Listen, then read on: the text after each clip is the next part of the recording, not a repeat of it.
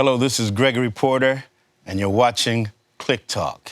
Let's go. Walk it like I talk it. Walk it like I talk it. You walk it like I talk it. Walk it like I talk it. Hey. I gotta stay in my zone. Hi, Gregory. How are you? I'm great. How are you? Can I start by being blunt, sorry, and give you a few facts about you? You won 2 Grammy Awards. Your record, Liquid Spirit, is the best-selling jazz record of the last decade. More than 1 million people bought it and loved it. The last time you played in Paris at the Olympia, it was sold out in a few days. To quote a track of your new album, All Rise, do you feel like everything you touch now becomes gold? Well, I wrote that song talking about the special feeling that you get when somebody touches you deep. I hope when I make music that I'm making music that touches people deeply.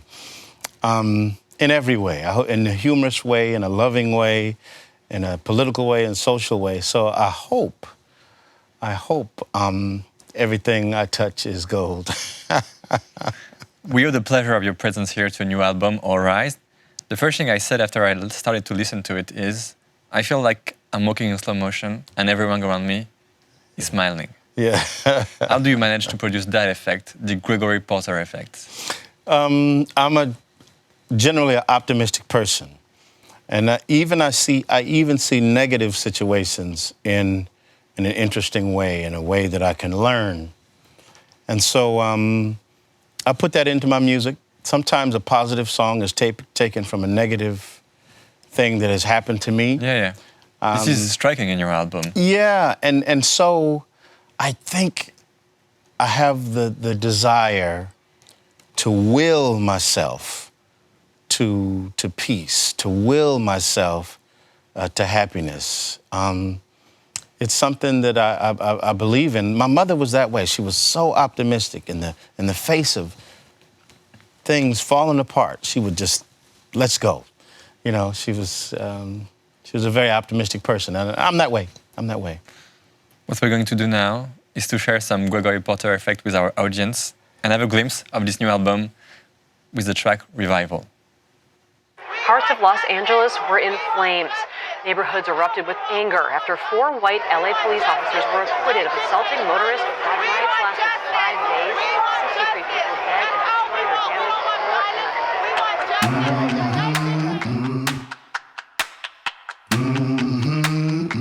I try to run,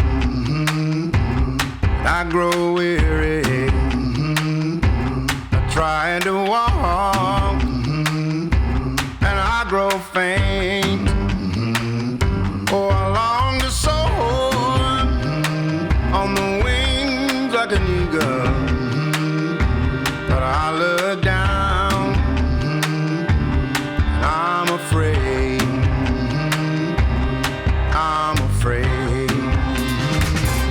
But you lift me higher, out of the fire, out of the flames.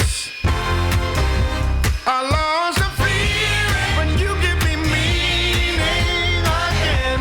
I'm singing revival, revival song. I'm singing revival, revival song. Many words have been used to describe your voice. I'm not the most legit expert on that matter, so I just say this. When I listened to your record yesterday in my flat, and when I heard your voice, I just felt like the quality of my speakers had improved. How hard is it for Gregory Porter to have the Gregory Porter voice? I've always prided myself on trying to be organic and natural and deliver honestly. I think when I sing the way that I did when I was a child, I think it's been the most effective thing for me. Technique is important. Context and musical understanding and understanding genre and all of that is very important. But these are things that you put in your back pocket. These are things that you put to the side in a way, and just deliver the song in a way that's compelling and truthful and honest and all of the other things take care of themselves. The technique comes naturally once that you're on stage or in studio? The technique is, yes, it's training, but I didn't go to a conservatory, but it's been a lifetime of training in a way. You understand what I'm saying? So it is training, but I don't think about technique when I'm on stage. I think about communicating and delivering to the people, not in a way that's look at me, in a way that's like, look at us. This is beautiful. To paraphrase a famous song, to quote a famous song, while listening to you, I told myself, how sweet the sound. How important is it now to make that kind of music in the not-so-sweet America of today? I started this process for writing for this record, thinking about my country and what we are going through politically and socially, and thinking about, the leadership of my country, political leadership. And yes, there is some trouble and turmoil, and it is a difficult time, and there is a divided America.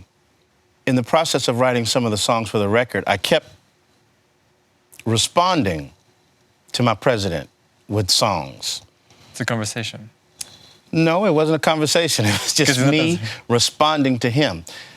And I think that's what he wants. He wants your attention.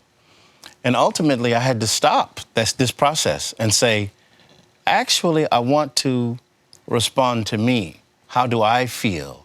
How do I respond to negative energy? I respond in a positive way. And so I went back to my writing process, and I went back inside of me. And instead of responding to him, I responded to my feelings.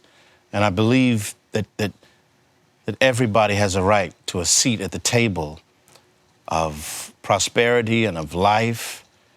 I think, in a way, it made me think more optimistically, more positively, maybe as a balm or a salve to some difficulty that we're having in the country. I think music has a very powerful healing effect. It always has had that on me, and I hope this record adds to that energy. So yeah, that's really the way I feel about it. So does it mean that previously, like a couple of months ago, there was an angrier version of All Rise? That's absolutely true. It's absolutely true. It was I kept making these songs that were indictments, and the name of the album is an indictment somehow. The name of the record, All Rise, is that because I mean we all rise, not one, but we all rise, and I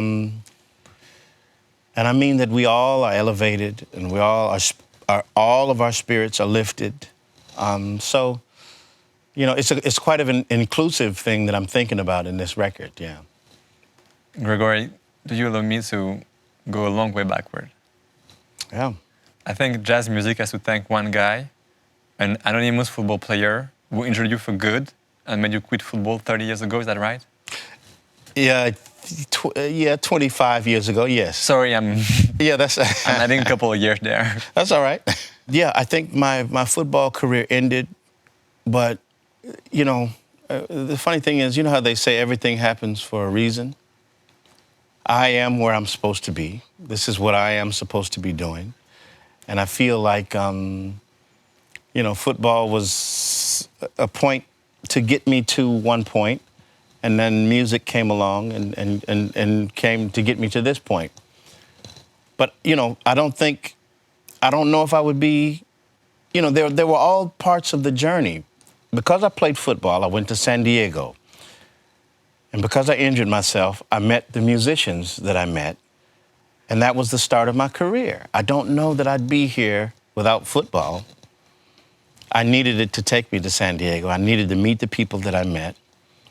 And it's part of the reason why I'm here. It's like, it's just the journey. Everything happens for a reason, There's a missing link between San Diego and your musical career as we know it.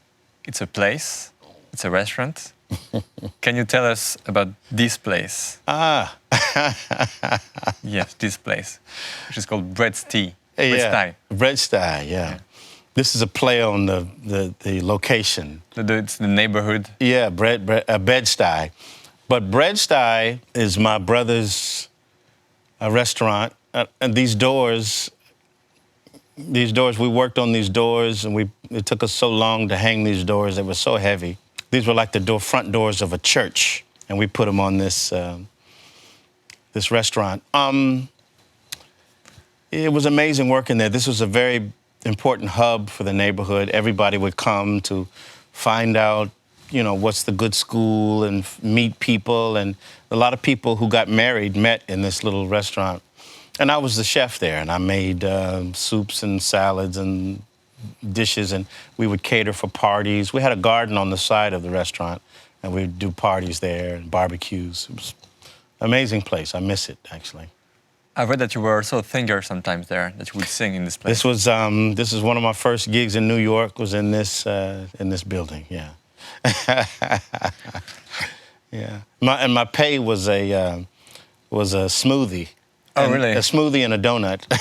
Aside from cooking here, I would have dinner parties at my house. I would invite from 5 to 20 people to gather around in my little tiny living room. Yeah.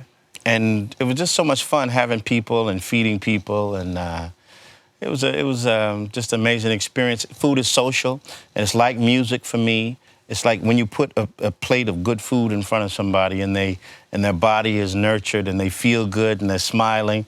It's like when you give them good music. It's the same thing, and yeah, and I love it. All the flavors that you can add to food is similar to the different textures of music, the guitar, the drums, the strings. Is similar to fabulous spices, I was going to ask you if there's any connection between being a chef and being a singer, an artist. Yeah, butter. My voice is like butter, and as the French know, you add butter, a little butter to anything, and it just. So, we just mentioned your love for food. You also have a love. Can I say that you have a love for France?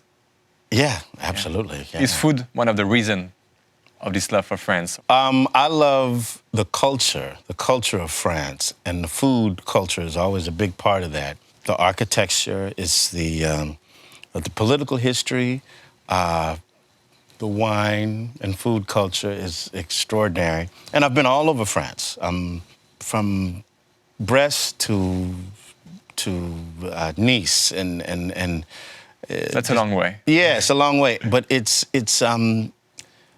there's something that combines all the people, and that's a love for the beauty of life, and that both exists in people's love for food, culture, art, music. They almost have an aesthetic to themselves that we want the best that the human can do. We want the best, and you see that in the culture in France. And so it's an honor. It's an honor to have a place in the fabric, the musical fabric of France. And when I first started coming, I felt like, okay, I'm an outsider coming to perform. Not for long. Not for long. It didn't take long. Probably after my very first gig at New Morning or Duc de Lombard. Which are, just to let people know, small jazz or music clubs in the very center of Paris. Yeah, and shortly after performing there, then I was kind of welcomed into the musical family or fabric of music in France, and so. Yeah. Just to continue on giving facts, you're an American citizen, but somehow you're a French artist, because one of the many reasons that led to your breakthrough in music is that you signed a deal with the famous music label Blue Note, which is French. Yeah. How did that happen? Over lunch. Food again. Over lunch. I had a wonderful lunch in Paris with some very important people that saw something in me that felt like that I could be a good fit for Blue Note Records. There's a great tradition of music, and with them and with their help, So they tell me I've become one of the top-selling jazz artists, and so I feel very, very honored to be with the Blue Note family, the Universal family, which is quite large and It's a large family, yeah. and worldwide, and in some places it has different names, but to be with the Blue Note Universal family has been extraordinary. Yeah. In an interview that I read, and I think that you gave in 2014, you said this thing: I just bought a book to learn French because I know that I have some time to spend here. Yeah. That was 6 years ago. How's your French now? Can you show us a bit? This is a surprise gotcha question.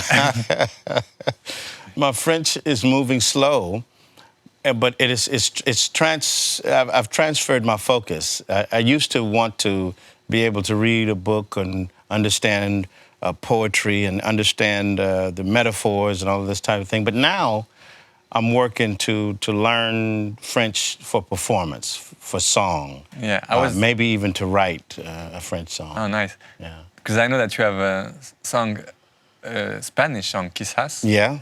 When can we expect the first? We can. You know what? I'll be so bold as to say on the next record.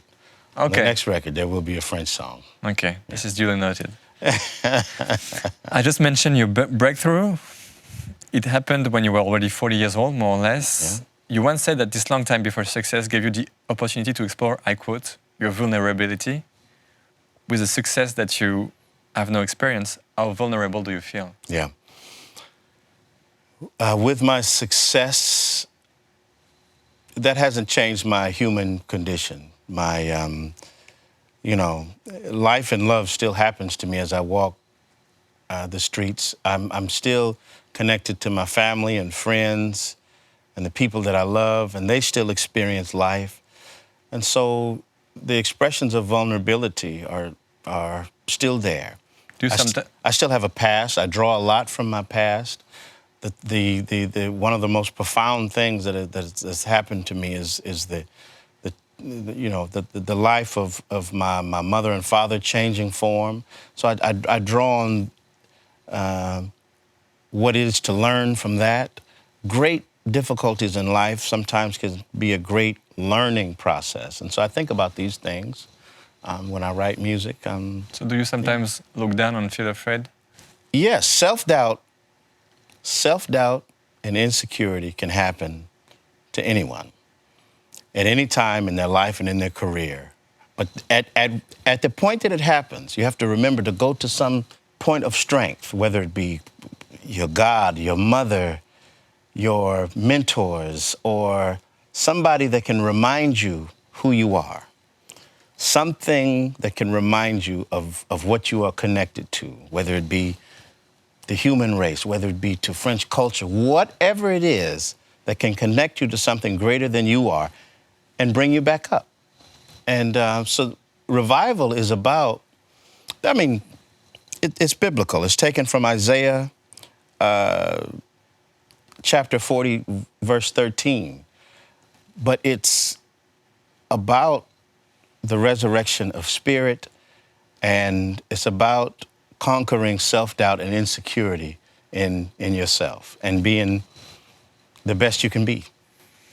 I know we're here to talk about your new album, All Rise, but if you're okay, I would like to listen to a song that you released in 2012 on the album Be Good. It's called Our Love. How did we meet? This is the question of our love. They pray defeat. Petty pallbearers of our love. Forces of hate have stormed the gates around the castles of our love. Don't it sound sweet? Our love.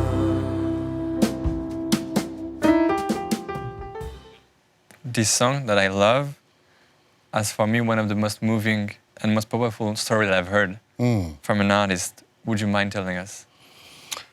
This song came about when I was walking with my lady, my then girlfriend. We were walking in New York City, and somebody walked past us and said, oh, that's a weird couple. And it hit me. And later that night, I went home and I thought about it, and the beginnings of a song had started to come. And I remember shortly leaving and going to London. And as I was walking around the Tower of London, I started thinking about these thick walls, meters wide, and thinking about these tall towers and this fortress. And inside of it are the crown jewels, and inside of it are, precious things. Mm-hmm. And I started thinking of love being inside this place where no slings and no arrows could reach because it's too high and it's too strong. And I started to think about love that way. So vultures are flying around the ramparts of the towers of our love. They can't touch us. They can't touch us. We're protected by love. I was thinking about this, and then this song came about. So this was a negative experience. This is somebody walking past me saying, they're weird. Because I'm black, she's white, they're weird. And I'm like, why would you say that to somebody? And so my response, though it took several months, our love is my response. That's a weird couple. So my response to them that I could have said that day was, our love. On All Rise, this new album, there's a beautiful track named If Love is Overrated. Yeah. The track in itself is kind of an answer to that question, but I want to ask you to know, in your opinion, is love overrated? No, it's underrated. If love is difficult, if love makes you vulnerable, if love makes you crazy, then give me love, because it's also the best feeling that I've ever had. And do you ever get angry? You seem like you never get angry. I do get angry, but what gets you angry? But there's antidotes. These are the antidotes for anger. These remembering positive feelings and experiences. Yes, everybody gets angry, and they have to work out their anger. And these are the ways I work out my anger, on stage and in music. This is my emotional expression. So, yeah, I think, if love is overrated is really saying, if love is overrated, then give me overrated, because, I want that thing that you say is not so important, because I need it, Correct me if I'm wrong, but I think it's fair to say that 10 years ago you wouldn't expect to experience the success that you have now experienced. Tell me, Gregory, what will happen for you in the next decade? I hope to continue to write music and continue to travel the world and continue to find honest melodies and stories to tell in the music. I feel like I also carry with me some legacy to jazz and soul and blues music. I feel connected to the real root of it, and so I hope to continue to just explore in that way. Find a human emotion, and bring it to melody. That's what I'm trying to do. I have to confess that this is not the first interview of Gregory Porter that I walk on. Mm-hmm. The previous time was for another TV show, another TV channel, but I remember very precisely that during the interview, you said very simply, very naturally, that you had dinner with Stevie Wonder 2 days ago, and I thought, wow. So can you tell me, Gregory, who you had dinner with 2 days ago? Who did I have dinner with 2 days ago? I spend a lot of time on the road. I spend it alone. Mostly journalist right now. But just before I left Los Angeles, the great producer that works with the Rolling Stones, Don Was, who's the president of Blue Note Records. He's worked with everybody, Bonnie Raitt to the Rolling Stones to, Eric Clapton to B.B. King. He's produced records for all of those people. I had dinner with him, and he's like kind of walking history of music. He's from Detroit and has a lot of understanding about all of the music that has come in America and internationally as well. But so I find myself in these places and with these people who are cornerstones of music, very important people in music, and I think it makes me feel better about my position and where I am in music. Yeah. You recently started a new project. It's called The Yang. It's a podcast where you meet singers. Charlotte Gainsbourg, for instance. What is the goal there? To take our job? Yes, it's to take over the. Oh, this is my house. To take over the radio waves and the television waves. No. I just like to. I've had so many wonderful interviews conducted by journalists like yourself, and I've had wonderful conversations. And I want to have like the experience that you have.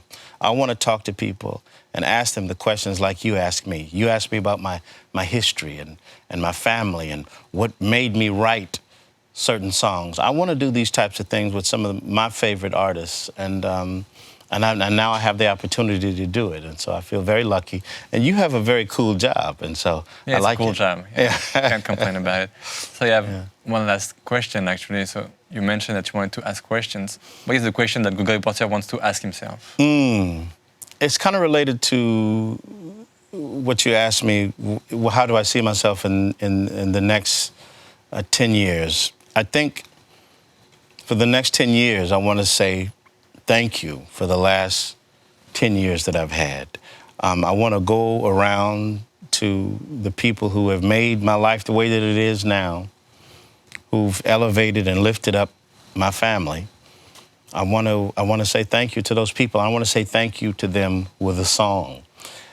And on my new record, there's a song called Thank You. And there's a line in there that says, I'm a rough-cut stone. I couldn't polish myself. It had to be done by someone else. And so I'm thankful to the French artists and art community. I'm thankful to the fans, both in France and all over the world, for taking this rough stone and helping me become polished and become Gregory Porter. And I want to spend the next 10 years saying thank you to them. So yeah, there you go. So I just spend the next minute to say thank you to you, Gregory Porter, for being here. All Rise is soon to be out. Yeah. Thank you for the time spent. Thank you. Thank you so much. Let's go. Walk it like I talk it. Walk it. Walk it like I talk it. You. Walk it like I talk it. Walk it like I talk it. Hey.